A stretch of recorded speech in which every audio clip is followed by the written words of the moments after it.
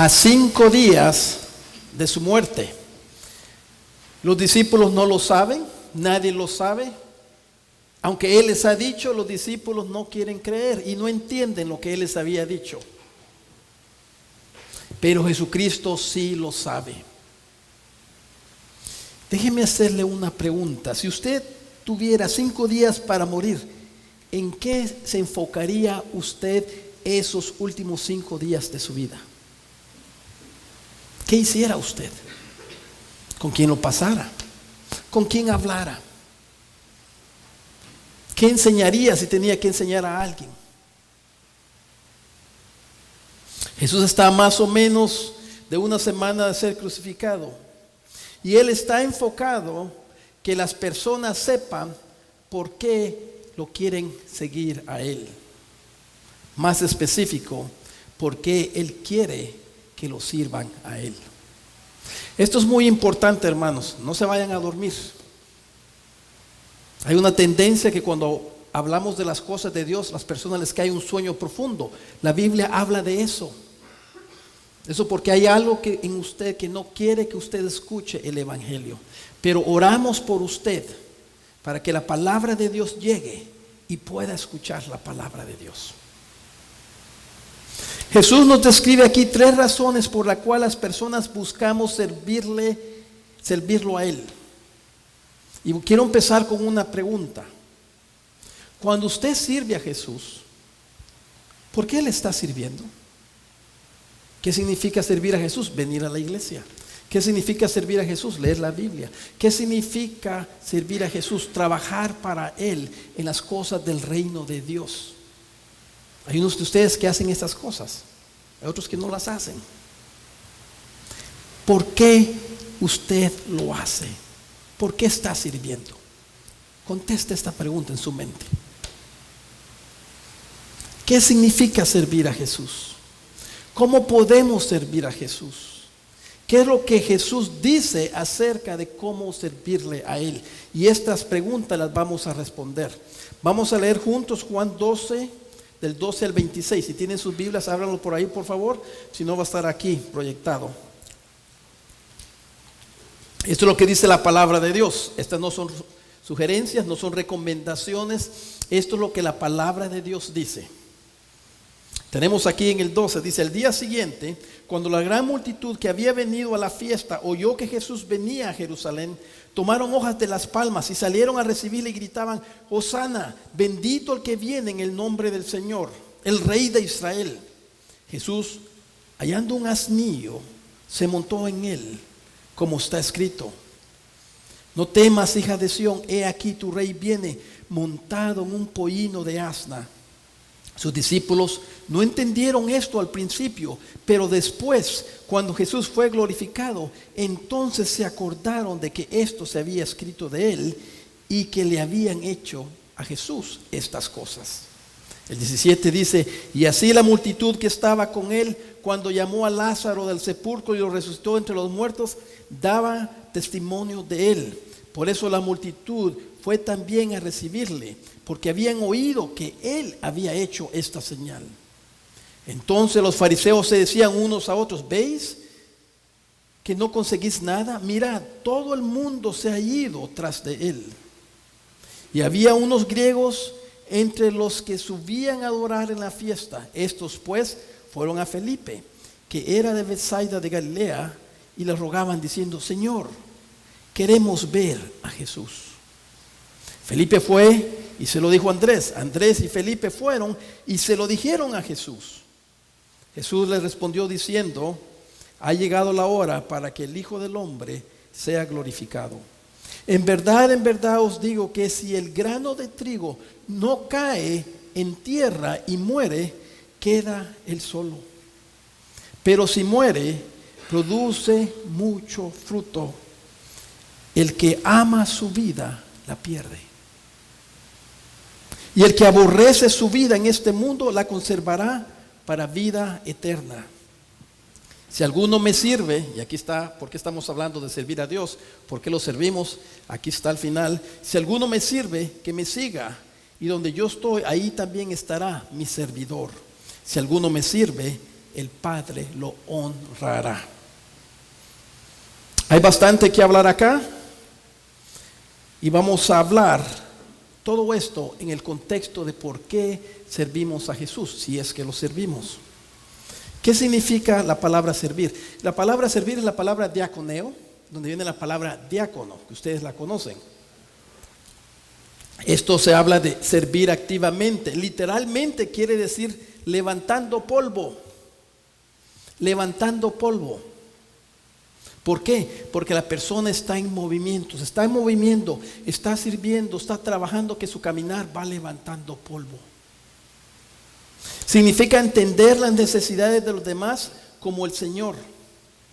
Se hace de una manera activa y práctica. Este servir es dirigido a Dios y a su iglesia, a sus hermanos. Esto significa que nuestra vida debe de ser en servicio a Dios, así como lo leímos en el último. Servicio a Dios, a sus planes y a lo que Él desea para nosotros y su iglesia. Eso significa servir. Espero que ahora ya tengan un entendimiento de qué significa servir. No quiere decir hacer lo que yo quiero. No quiere decir hacer lo que yo quiero cuando yo quiero. Quiere decir hacer lo que Dios quiere. Porque esta iglesia, ¿a quién le pertenece? A Dios. ¿Quién murió por él? Por la iglesia. Dios. Entonces, hermanos, veremos 3 razones por lo que regularmente las personas sirven. ¿Ok? Ustedes han hecho esto, yo he hecho esto. No quiere decir que esto es malo, pero esto es nada más un principio, pero no nos quedamos ahí.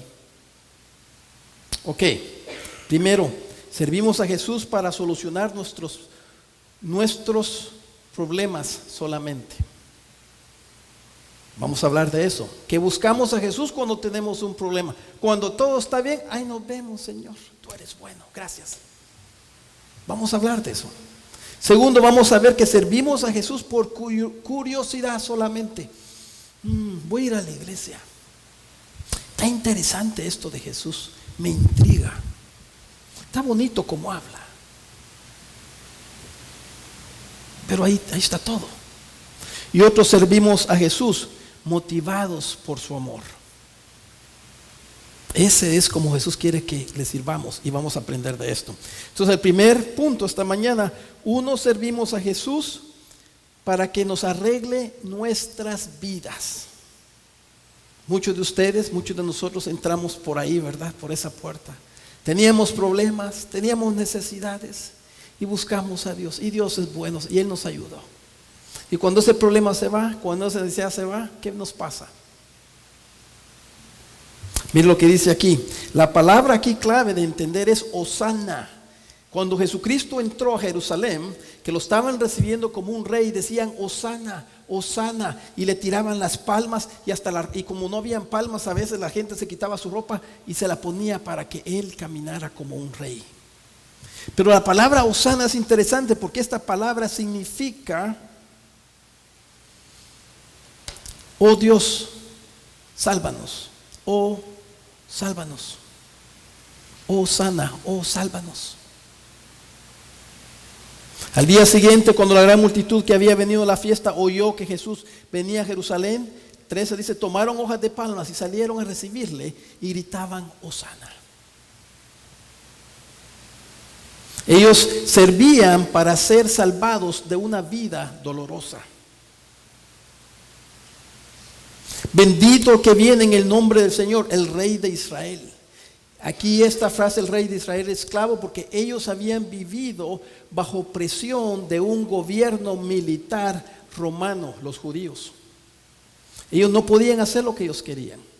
Ellos tenían que seguir las leyes del gobierno romano. Estaban oprimidos por el gobierno romano. Y finalmente aquí viene el que resucitó a Lázaro, el que tiene poder. Este es un rey distinto, es un rey que sí tiene fuerzas. Y Él nos va a poder rescatar de este gran problema que tenemos los romanos. Salieron a recibirle. ¿Por qué? Porque en el pasado iban a buscar a Jesús para que los sanara, para que les diera de qué comer. Y Jesús hacía eso porque Él era bueno. Pero esas eran las razones por las cuales la gente buscaba a Jesús. 1 Corintios 10:13 dice: no os ha sobrevenido ninguna tentación que no sea común a los hombres. Y fiel es Dios, que no permitirá que vosotros seáis tentados más allá de lo que podéis soportar, sino que con la tentación proveerá también la vía de escape, a fin de que podáis resistirla. Hermanos, nosotros buscamos a Dios para que Dios nos salve del dolor. Nosotros buscamos a Dios para que Dios nos salve del sufrimiento. Y mire bien lo que dice este versículo aquí: más allá de lo que podáis soportar, sino que con la tentación proveerá también la vía de escape. Dios aquí no nos promete sacarnos de la tentación. Dios aquí no le promete a usted sacarlo de su sufrimiento. Él lo puede hacer y Él lo ha hecho. Y Él puede hacer eso porque Él es Dios. Pero Él no promete eso. No os ha sobrevenido ninguna tentación que sea común a los hombres. Y fiel es Dios, que no permitirá que vosotros seáis tentados más allá de lo que podáis soportar. Esta tentación, esta prueba, este problema, este sufrimiento, si está en su vida, Dios lo ha permitido. Pero con eso no le va a dar más de que usted pueda soportar, dice. Con la tentación proveerá también la vía de escape. Permite la tentación y Él provee la vía de escape a fin de que podáis resistirla. Sirven hasta que se aparezca algo mejor. Entonces buscamos a Dios y lo servimos para que arregle nuestros problemas. También sirven hasta que aparezca algo mejor. Y salieron a decirle y gritaban: Hosana. 5 semanas después, esas mismas personas iban a estar gritando: crucifícale, crucifícale, crucifícale. ¿Qué pasó, hermanos? Salieron con palmas. Te alabamos, te glorificamos, porque nos vas a rescatar de los romanos. Nos vas a salvar y nos vas a dar una vida mejor. Dios puede hacer eso. Pero 5 semanas después, estas mismas personas estaban diciendo: crucifícale, crucifícale. Como Jesús no iba a salvarlos de la opresión de los romanos, el imperio romano les pareció mejor vivir bajo esa opresión que tener a un Dios que no iba a pelear por él, o a un rey. Lucas 9:62 dice: pero Jesús les dijo: nadie que después de poner la mano en el arado mira atrás es apto para el reino de Dios.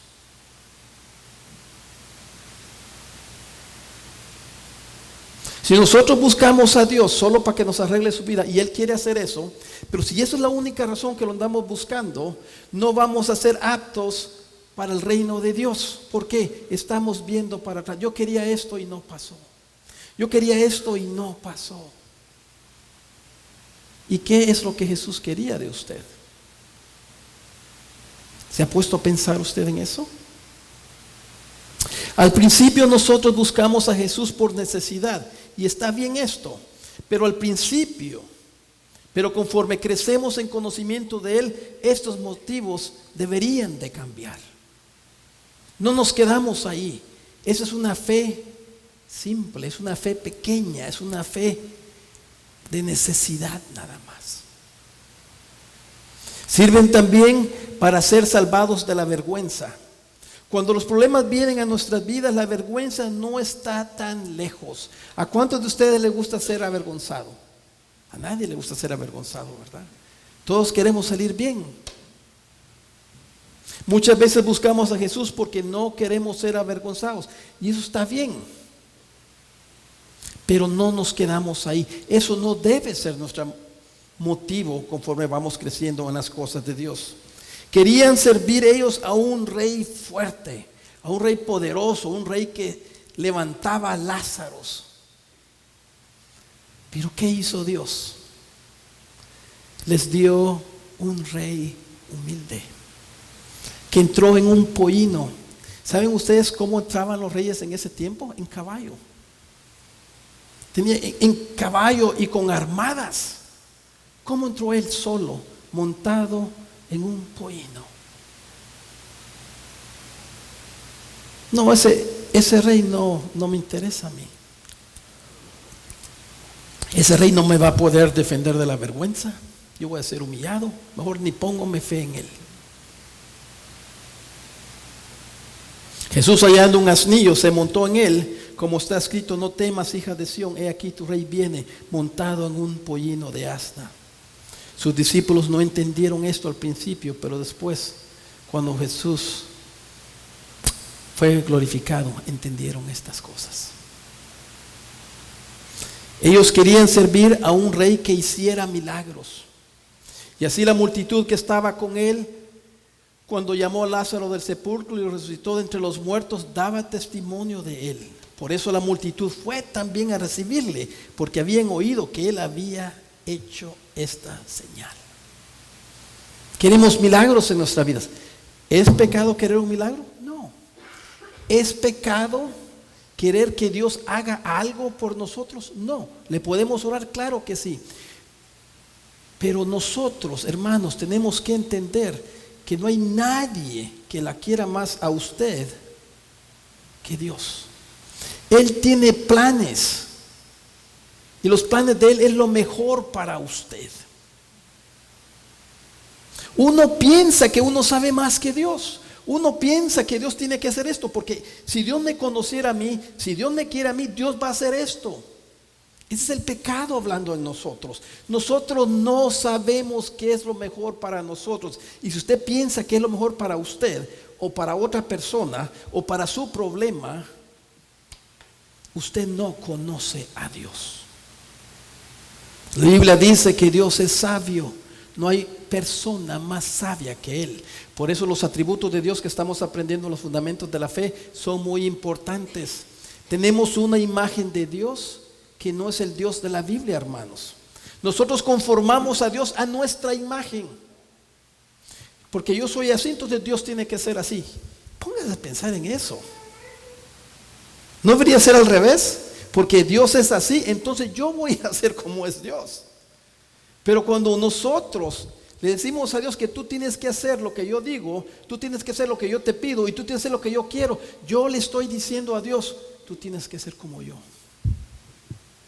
Eso es algo que nos pasa a todos, pero también es algo muy arrogante. Y gracias a Dios, porque Él nos ama, Él no hace lo que nosotros le pedimos. Y Él sí es bueno, y vamos a ver cómo sabemos que Él es bueno. Servimos a Jesús porque no queremos ser avergonzados y buscamos a un Dios fuerte y que haga milagros. Pero ¿qué pasa cuando Dios no hace los milagros que nosotros queríamos? Las multitudes del tiempo de Jesús lo crucificaron. Y de la misma manera nosotros también nos retiramos y lo abandonamos. Muchas veces cuando nosotros nos retiramos de Dios, se puede ver porque nos retiramos de la iglesia. Se puede ver porque nos retiramos de nuestros grupos comunitarios. Se puede ver porque nos aislamos y nos separamos de aquellos que son nuestros hermanos y nuestras hermanas. Eso es lo que hacemos. Oiga lo que dijo Spurgeon. Dijo esto: Jesús no vino para que pudiera ser honrado Él aquí, sino para que pudiese ser avergonzado por nuestra redención y salvación. Jesús pudo haber dicho: sí, yo voy a ser el rey que los va a proteger. Sí, yo los voy a proteger de la opresión romana, de esas vergüenzas que ustedes pasan. Pero Él no vino a eso. Él vino a ser avergonzado, para que usted y yo no pudiéramos ser avergonzados. Interesante, ¿eh? Lo mismo que Dios quiere, usted lo quiere también. No queremos ser avergonzados. Dios tampoco quiere que sea usted avergonzado, pero no lo buscamos por eso. Nuestros motivos tienen que ser motivos más altos. Jesús quiere también que usted no sea avergonzado, y por eso Él fue avergonzado, para que usted no fuese avergonzado. El segundo punto esta mañana es: otros servimos a Jesús como un acto religioso. Otros servimos a Jesús como un acto religioso nada más. Miren lo que dice aquí el versículo 20. Y habían unos griegos entre los que subían a adorar en la fiesta. Estos eran griegos que se habían convertido al judaísmo y venían a adorar a la fiesta de Pascua. La fiesta de Pascua era cuando se hacían los sacrificios de los corderos, cuando sacrificaban a todos los corderos.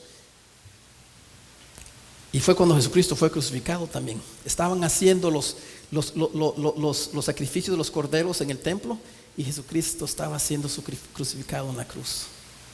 Este era el Cordero de Dios que quitaba el pecado del mundo. Y ellos no podían ver eso, lo que Dios estaba haciendo. Entonces, y habían unos griegos que se habían convertido en judíos, entre los que subían a adorar a la fiesta, a hacer sus sacrificios. Estos pues fueron a Felipe, uno de los discípulos de Jesús, que era de Betsaida de Galilea, y tal vez fue a Felipe porque Felipe, el nombre griego, entonces dijo: bueno, de repente este griego me va a ayudar para poder ver a Jesús. Vino y Felipe, que era de Betsaida de Galilea, y le rogaban diciendo: Señor, queremos ver a Jesús. Queremos ver a Jesús. Ellos no conocían al Dios de Israel. Ellos no conocían a Jesús. Ellos habían oído de Él. El milagro de resucitar a Lázaro fue un milagro muy grande, que viajó muchos kilómetros y había llegado a oídos de Él. Entonces ellos fueron, y cuando vieron las multitudes, Jesucristo iba entrando en preparación de que Él iba a ser crucificado, y las personas iban llegando de todas las aldeas, de todos los pueblos, de todos los lugares a celebrar la Pascua. Hacer ellos iban con sus animalitos, o si no los compraban ahí en el templo para hacer sus sacrificios. Y cuando oyeron que Jesús venía, se dieron la vuelta y salieron a buscar a Jesús. Y ahí esos griegos nosotros están viendo cómo las multitudes hay un alboroto y están siguiendo. Se cree que había entre 1 millón y 1,5 millones de personas. Y estas eran las personas que empezaron a buscar y querían ver a Jesús y lo querían hacer rey. Estos griegos buscaban dos cosas. La primera, adorar en el templo, ir al templo y hacer sacrificios. Era un acto religioso de adoración.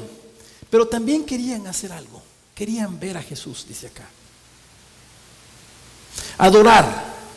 La palabra adorar, porque dice aquí: había unos griegos sobre los que subían a adorar. Ahí está en el versículo 20.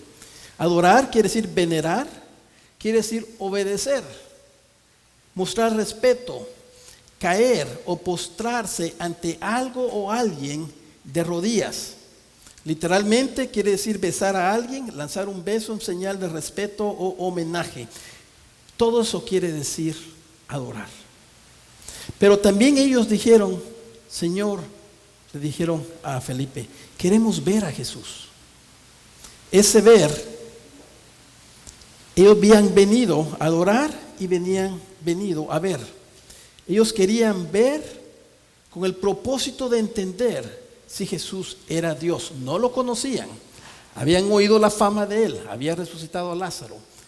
1 millón a 1,5 millones de personas salieron a verlo. ¿Usted no le gustaría saber quién es esta persona? Claro que sí. Entonces fueron, hicieron esto, llegaron a esos discípulos porque querían ver a Jesús. Eso decía que no lo podían ver, estaba algo lejos, porque habían muchas personas. Entonces estos griegos convertidos al judaísmo son un ejemplo de personas que sirven a Jesús como un acto religioso. Quieren servir con actos de adoración a un Dios que no conocen. ¿Creen ustedes que ellos conocían al Dios de la Biblia? No. ¿Creen ustedes que ellos conocían a Jesús? No. Estas mismas personas que estaban ahí para las fiestas fueron las mismas personas que estaban gritando: crucifícale. Si ellos hubieran sabido que este Jesús realmente era Dios y era el Hijo de Dios, no lo hubieran hecho. Adoran a Dios de vez en cuando. Ellos venían para el tiempo de la Pascua, una vez al año. Adoraban a Dios equivocadamente, ¿Por qué? Iban a un lugar, el templo, y lo adoraban haciendo sacrificios. Miren lo que la Biblia dice, como el mismo Juan nos dice lo que Jesús dice de cómo Él quiere ser adorado. Juan 4:24 dice, Dios es espíritu. La adoración de Dios empieza primero sabiendo quién es Dios. Dios es espíritu. Y los que le adoran deben de adorarle en espíritu y en verdad. Aquí van a ver las escrituras. Es Juan 4:24. Quiero que la miren. Dios es espíritu y los que le adoran deben adorarle en espíritu y en verdad. ¿Por qué en espíritu? Porque Él es espíritu. ¿Qué significa esto para nosotros? ¿Puede una persona, oiga bien, puede una persona que no ha nacido de nuevo adorar a Dios? No. ¿Por qué? Porque el Espíritu Santo de Dios no está en usted. Toma el Espíritu Santo de Dios para poder adorar a un Dios que es espíritu. La carne no puede adorar a Dios. Es a través del Espíritu Santo. Segundo, deben de adorarle en espíritu y en verdad. Tienen que saber la verdad de la Biblia. Usted puede tener el espíritu y con eso puede empezar a adorar a Dios, pero si no conoce la Biblia, usted no va a saber quién es Dios. ¿Puede usted adorar a alguien que no conoce? No. ¿Puede usted adorar a alguien de quien ha oído? No sinceramente. ¿Cómo podemos adorar en verdad si no conocemos la verdad de quién es Dios? Estos griegos judíos no conocían quién era Jesús, solo habían oído de Él. Ellos tampoco habían nacido de nuevo y por eso sus actos de adoración eran actos religiosos nada más. Dios no va a aceptar adoración de una persona que no ha nacido de nuevo. ¿Por qué? Dios es espíritu y los que le adoran deben adorarle en espíritu. Eso tiene que estar muy claro para nosotros. También quieren servir para ver a un Dios que no se puede ver. Quieren servir a un Dios que no se puede ver. Dice 21, dice estos, versículo 21 va a estar acá, dice estos, refiriéndose a los griegos, pues fueron a Felipe, que era de Bethsaida de Galilea, y le rogaban diciendo, Señor, queremos ver a Jesús. Este deseo no es malo para una persona que no ha nacido de nuevo, pero si usted ha nacido de nuevo, usted ya ha visto y ha empezado a ver las cosas de Dios. Pero esto es para una persona que no conoce a Dios, tener ese deseo para empezar. Pero el deseo nosotros también no decimos, bueno, yo ya vi a Jesús, ya sé quién es, vino, murió por mí, ahí nos vemos, Jesús, gracias. Eso puede mostrar que realmente, tal vez, no hemos nacido de nuevo. ¿Cómo puede usted decir eso, pastor? Porque mire, ¿quién es más fuerte? ¿El Espíritu Santo de Dios o usted? ¿Quién es más fuerte? Si el Espíritu Santo de Dios mora en usted, usted va a venir a la iglesia, no porque usted quiere. Usted va a leer la Biblia, no porque le encanta leer la Biblia. Usted va a hacer lo que Dios le pide, no porque usted es bueno y tiene fuerzas. No, es porque el Espíritu Santo de Dios mora en usted. No es por poder, dice la Biblia, sino por mi Espíritu Santo. Es el Espíritu Santo el que nos trae. A mí me encantaría decirle que me gusta predicar en la carne, no me gusta. Es trabajo. ¿A quién le gusta trabajar? A nadie. Pero ¿sabe por qué lo hago? Porque el Espíritu Santo me da las fuerzas y me da el deseo para hacerlo. Y ese mismo Espíritu Santo que está en usted es el que hace eso por usted. Y gracias a Dios nosotros no somos más fuertes que el Espíritu Santo. Hermano, esto les debería de quitar un peso de encima. Esto les debería de dar esperanza a usted. Porque usted solo o yo solo, no buscamos a Dios. Pero tenemos que nacer de nuevo. Tenemos que nacer de nuevo.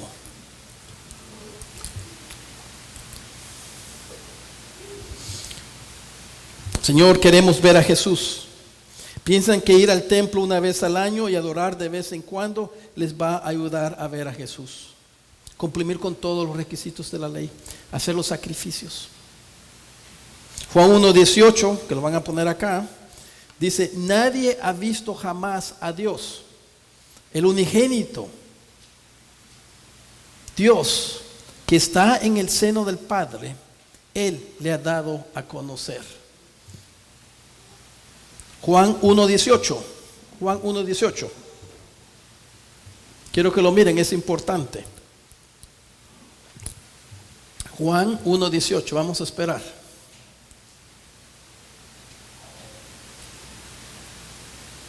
Juan 1:18. Nadie ha visto jamás a Dios, pero el unigénito de Dios que está en el seno del Padre, Él le ha dado conocer. Si usted mira a Jesús, entonces usted está viendo a Dios. ¿Cuántos quieren ver aquí a Dios?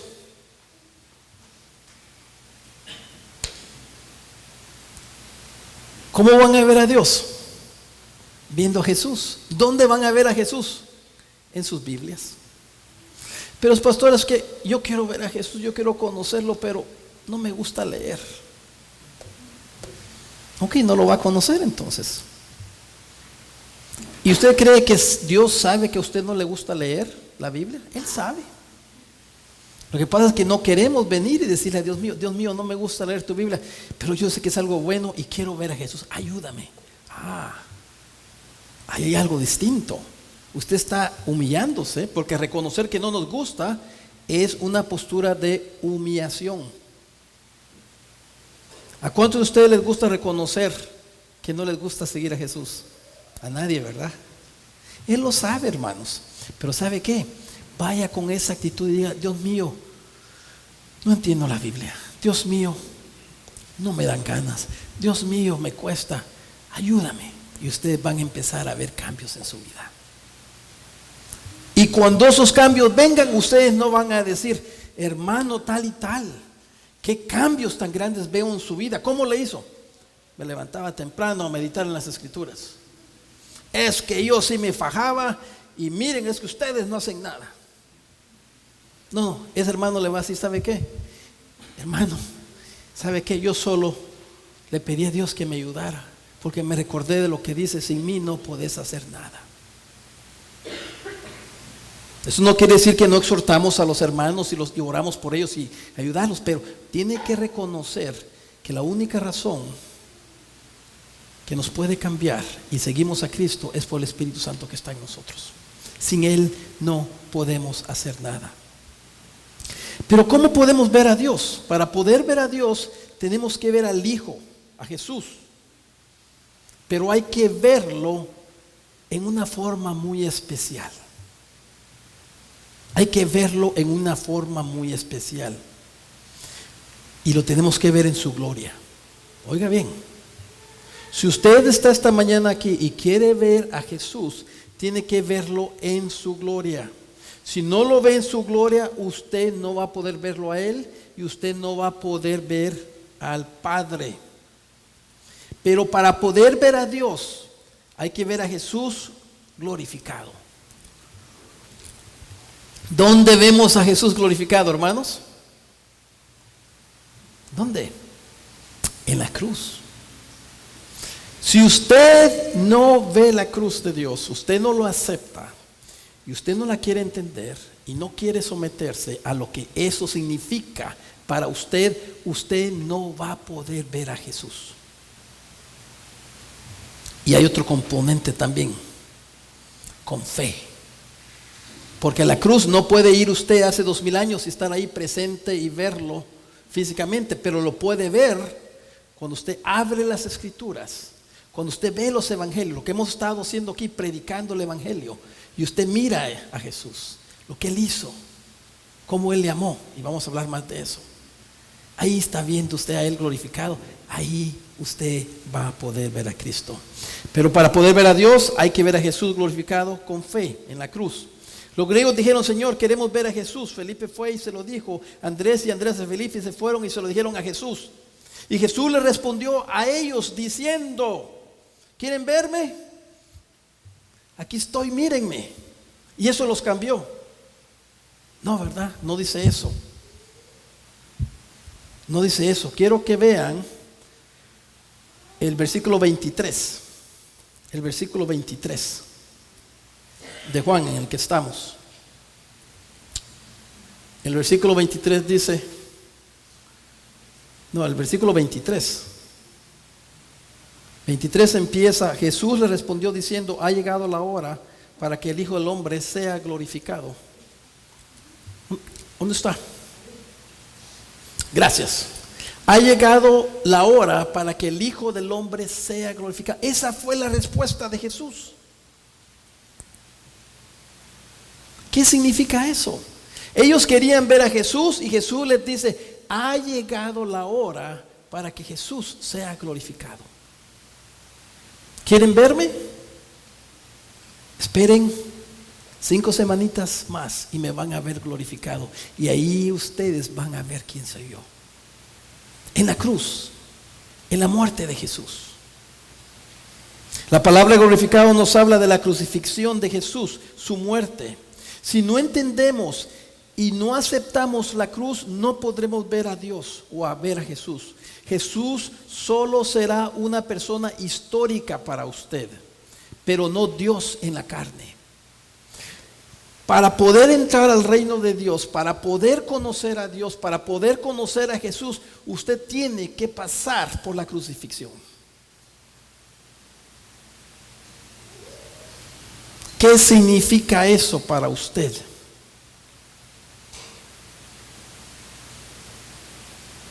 Eso significa que usted tiene que entender, primero que todo, que usted no es una persona buena, que no hay nadie bueno, ni siquiera uno. Esto no lo digo yo, no se enoje conmigo. Yo no soy bueno, y no se lo digo para que piensen que soy bueno. No, yo no soy bueno. ¿Cómo sé que no soy bueno? Porque la Biblia me dice que no soy bueno. Y yo creo lo que la Biblia me dice. Y eso mismo dice la Biblia de usted, que no hay ni uno bueno. ¿Cree usted esto? Por ahí tiene que empezar, por ahí empieza el mensaje de la cruz. Porque si usted es bueno y usted piensa que es bueno, entonces usted no va a necesitar la cruz. ¿Ve el gran problema? No hay ni uno bueno, ni siquiera uno que haga lo bueno. Todos se han desviado de la gloria de Dios. El segundo paso, ¿cuál es? Reconocer que somos pecadores. Cuando usted reconoce que usted no es bueno, usted reconoce que es una persona que ha pecado. ¿Qué es una persona que ha pecado? Una persona que ha quebrantado la ley de Dios. ¿Una vez, pastor? Una vez. ¿Y por qué tan severo Dios? Porque Dios es perfecto. Ese es el primer paso. Reconocer que usted no es bueno, reconocer que usted es una persona pecadora. Cuando usted reconoce estas dos cosas, la pone a usted en la realidad de la vida. ¿Qué es lo que hace esto? Esto lo pone a usted en un lugar clave, con una dirección clave. La Biblia dice que una persona que no es buena, que no es perfecta y que ha pecado, aunque sea un pecado, va camino al infierno. Jesucristo dijo eso. ¿Dios quiere que ustedes vayan al infierno y que yo vaya al infierno? No, Él no desea eso. Pero ahí donde esa persona va. Entonces, ¿qué es lo que hace Dios para salvarnos de ese camino, de esa trayectoria? Dios hace algo muy grande en la cruz. Dios hace algo que nadie se imagina. Dios viene y agarra a su Hijo Jesús, que vivió una vida perfecta. Nunca falló, le obedeció todo al Padre. Y esa vida se la ofrece sin merecerla a nosotros. Y las pone en nuestra cuenta, la acredita En nuestra cuenta bancaria, ahí está la vida perfecta de Jesús para nosotros. Cuando nosotros fallamos, Jesús ya pagó. Jesús ya pagó. Jesús ya pagó. Jesús ya pagó. ¿Y qué es lo que hizo Dios con nuestra vida imperfecta y todos nuestros pecados? Los agarró y se los acreditó y los puso en la cuenta bancaria de Jesús. ¿Y qué hizo Dios? Toda la ira de Dios, porque Dios es justo. Usted sabe que si Dios es justo tiene que ser bueno, y si Dios es bueno tiene que ser justo. Es que yo no puedo creer que si Dios es bueno me va a mandar al infierno. No, Dios manda a las personas al infierno porque Él es justo y Él es bueno. Porque es bueno, eso no es ser bueno. Eso es la mentalidad del humano con una mente corrompida que no entiende que es un Dios bueno. Cuando ustedes sufren en las manos de una persona, como les dije antes, si alguien viene y mata a toda su familia y ustedes encuentran a esa persona ahí que mató a toda su familia y llevan a esa persona ante el juez dice, bueno, yo soy un juez bueno, puede dejar que esa persona se vaya libre. ¿Es bueno entonces Dios? ¿Verdad que no? Dios tiene que hacer justicia. ¿O no quieren ustedes que se hagan justicia si alguien mata a toda su familia? Usted exige la justicia. Pero cuando nosotros estamos al otro lado, es distinto. Pedimos y queremos un Dios bueno. Pues gloria sea a Dios, que Él puede ser bueno con nosotros y perdonarnos. Y la única forma es si usted acepta que Jesucristo vino y murió por sus pecados. Yo sé que muchos de ustedes han oído esto. Yo sé que otros lo han oído y todavía no han procesado esto. Y no van a haber cambios en su vida. Y no hay cambios en su vida porque no han entendido esta verdad. Si usted no ve a la cruz por lo que es, usted no va a poder ver a Dios, no va a poder ver a Jesús. Y todo esto tiene que ser acompañado con fe. ¿Fe en qué? En la palabra de Dios. ¿Fe en qué? En que esto pasó. Porque usted no puede agarrar una máquina del tiempo, meterse en la máquina del tiempo e ir ahí a ver donde Jesús fue crucificado, ¿verdad? Es por fe. Todo esto tiene que ser acompañado con la fe. Hebreos 4:2, lo van a ver ahorita, dice, porque en verdad a nosotros se nos ha anunciado la buena nueva, el evangelio, la crucifixión de Cristo, la muerte de Cristo por nuestros pecados, como también a ellos. Pero aquí hay dos, oiga bien, aquí hay dos grupos. Porque en verdad a nosotros se nos ha anunciado la buena nueva. Ese es un grupo, se les anunció la buena nueva. Como también a ellos, a otro grupo. Pero la palabra que ellos oyeron no les aprovechó por no oír y acompañada, ¿por qué? La fe en los que oyeron. El mismo mensaje del evangelio a un grupo lo reciben por fe y dicen sí creemos. El otro grupo lo escucha y no cree. Tiene que ser acompañada por la fe. Cuando uno sirve a Dios, no importa cuánto usted sirva a Jesús en la iglesia, esto no le ayudará a ver a Dios o nacer de nuevo. Los actos de las buenas obras, escuche bien, no pueden hacernos ver y creer en Jesús. Si no hay cambios en su vida y usted sigue luchando con ese pecado, tal vez es porque no ha nacido de nuevo. Yo sé quién es Dios, yo sé el poder del Espíritu Santo y muchos de ustedes que han nacido de nuevo aquí pueden atestiguar de eso. Pero si ese poder del Espíritu Santo no está en su vida, tiene que regresar a la cruz de Jesús. ¿Quiere decir que usted va a vivir una vida perfecta? No, pero va a pecar menos que el año pasado. Si su vida, desde que usted dice que conoce a Jesús, es igual o va para peor, Santiago dice que tenemos que ver si estamos en la fe. Hermanos, ¿por qué es tan importante esto? ¿Por qué repetimos esto? ¿Por qué Jesucristo sigue hablando de esto a los fariseos, a los griegos y a todos? Porque su vida eterna está en peligro.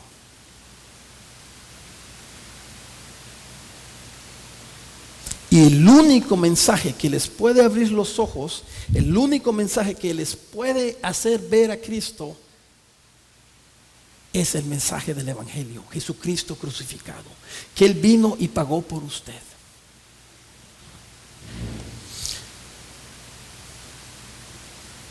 El único acto bueno o buena obra que nos podrá abrir los ojos es la muerte de Jesús en la cruz. Porque ahí podemos ver su gloria. Ahí podemos ver que Jesús vino a la tierra y murió por amor a nosotros. Eso es lo que hizo ahí, por amor. Pero ¿cómo es que Jesús quiere que le sirvamos a Él? Ya para terminar. ¿Cómo es que Jesús quiere que le sirvamos si usted ya ha nacido de nuevo?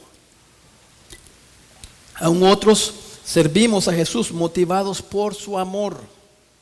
Las obras no lo van a motivar a servir a Jesús. Sus fuerzas no le van a hacer fuertes para servir a Jesús. Es por un amor que Él nos mostró en la cruz. Por el poder del Espíritu Santo que nos va a motivar a regresar a la cruz y ver cuánto Él nos ama. Si usted no se siente motivado en su vivir para seguir a Cristo, espero que ponga atención a lo que voy a hablar ahora.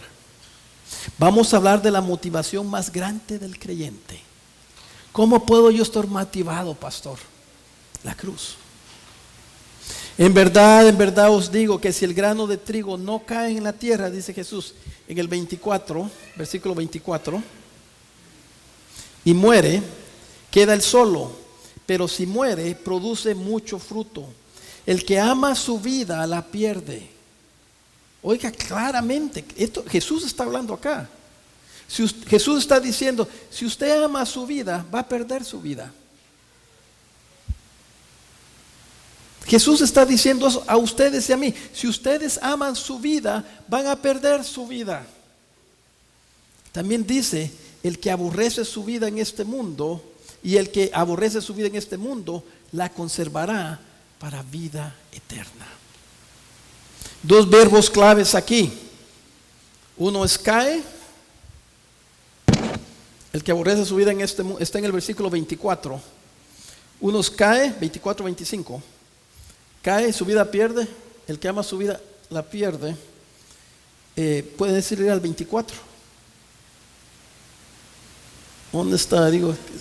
Ok, que si el grano de trigo no cae, ese verbo caer, lo vamos a ver en tierra y muere. Esos son dos verbos muy importantes. Cae, habla de caer, habla de colapsar, habla de descender, habla de ser inferior. Y la Biblia lo usa, como vamos a ver en Mateo 2:11, como postrarse. Este mismo verbo caer es traducido como postrarse en Mateo 2:11, lo van a ver ahorita acá, Mateo 2:11. Es importante que ustedes vean las Biblias porque eso es lo que Dios dice. No quiero que se imaginen que yo me lo estoy imaginando esto, ¿no? Mateo 2:11 dice, y entrando en la casa vieron al niño con su madre María postrándose. Ahí está. Esa es la misma palabra que se traduce como caer.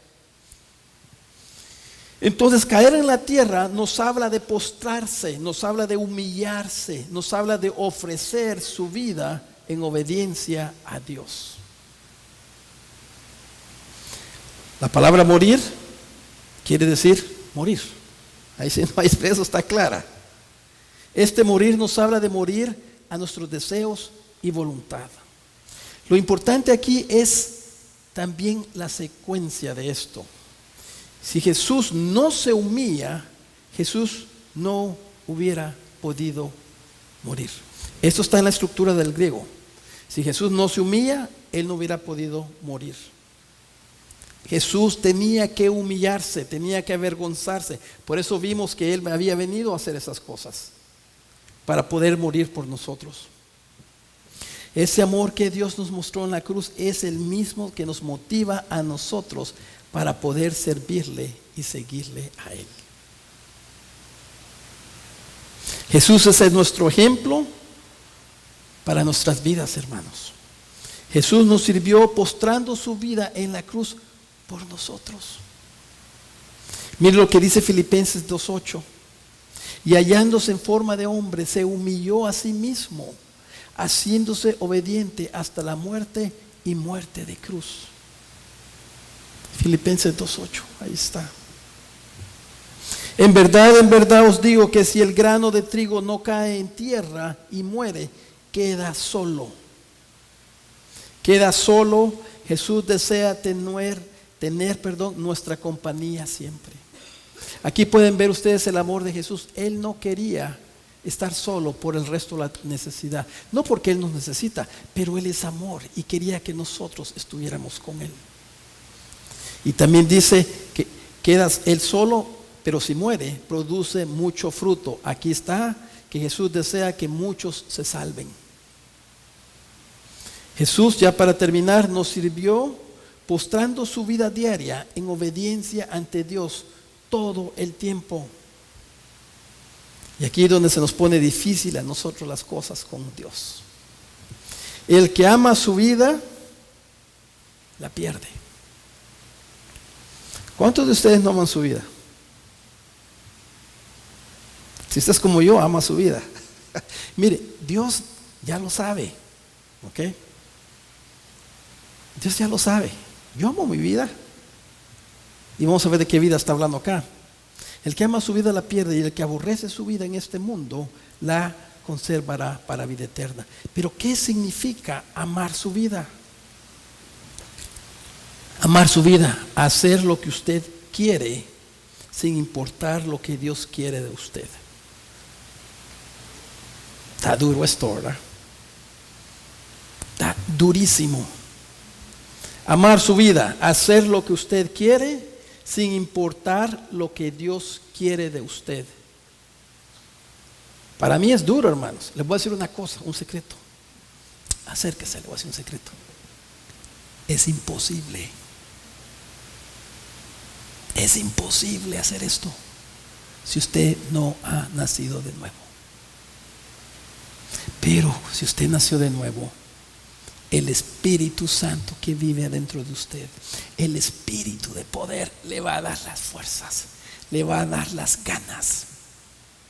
Sin el Espíritu y Jesús no podemos hacer nada. Esa es la verdad. Lo que está haciendo Jesús aquí lo está poniendo tan difícil que usted tiene que llegar al punto de reconocer, como dijeron los discípulos a Jesús: Señor, entonces ¿quién se puede salvar? Así le dijeron, ¿quién puede ser salvo? ¿Y qué les dijo él? Lo que es imposible para el hombre es posible para Dios. Mire todo lo que tuvo que hacer Dios por amor a nosotros. Él nos da el hacer, Él nos da el querer, Él nos da las fuerzas. Tuvimos que hablar de todo esto negativo y todo esto feo al principio para mostrarle a usted. Esto era lo que Jesús quería mostrarle a las multitudes, a los que lo seguían. Quería mostrarle: ustedes me siguen por esto, esto y esto, pero no me siguen por quién soy yo, porque no me conocen. No me siguen porque no entiende que tanto los amo. Y Él los ama a usted y a mí.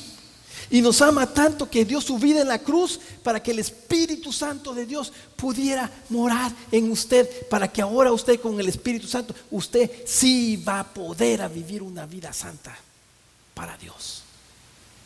¿Sí lo puede ver, hermanos? Lo que Jesús está haciendo aquí con las audiencias, con los griegos y con todos, y lo que está haciendo esta mañana con nosotros, es decirnos: yo sé que tú me sigues. Yo sé que tú quieres verme. Yo sé que tú quieres conocerme más. Pero te voy a decir una cosa: sin mi Espíritu Santo no vas a poder. Y si tú ya eres nacido de nuevo, y si el Espíritu Santo de Dios ya está en ti, y usted quiere conocer más de Dios, Dios le está diciendo a usted: esos deseos que tienen no son tus deseos, son mis deseos, que el Espíritu Santo está trabajando en ti para acercarte más a mí. Y ese es mi deseo, que tú estés donde yo voy a estar. Aquí termina: si alguno me sirve, que me siga. Y donde yo estoy, allí también estará mi servidor. ¿Dónde va a estar Jesús? ¿Dónde está Jesús ahorita? Él está ahí, en la gloria, en la vida eterna. Si alguien me sirve, el Padre lo honrará. Oremos, hermanos. Padre celestial, Señor amado, son palabras fuertes, son palabras duras, pero Señor, las necesitamos oír, porque tú sabes que nuestra tendencia es siempre queremos salvarnos a nosotros mismos. Y el pecado nos engaña, que pensando que a través de las obras, de los actos religiosos, con nuestro hacer, podemos hacer que tú nos ames más. Señor, tú no nos puedes amar más. Ya nos amaste con todo lo que tú tienes a tu Hijo. Diste a tu Hijo y lo diste por nosotros, para que nosotros pudiéramos estar contigo. Señor, gracias por tu palabra. Y te pido, Señor, que esta palabra llegue profundamente y crea, Señor, esa debilidad en la carne que debe de existir, y que no nos apoyemos en la carne, sino que nos apoyemos en tu Espíritu. En el nombre bendito de Jesús, te damos gracias, Señor, por tu Hijo, y te glorificamos y te damos gracias, porque solo tú eres bueno. En el nombre de Jesús. Amén.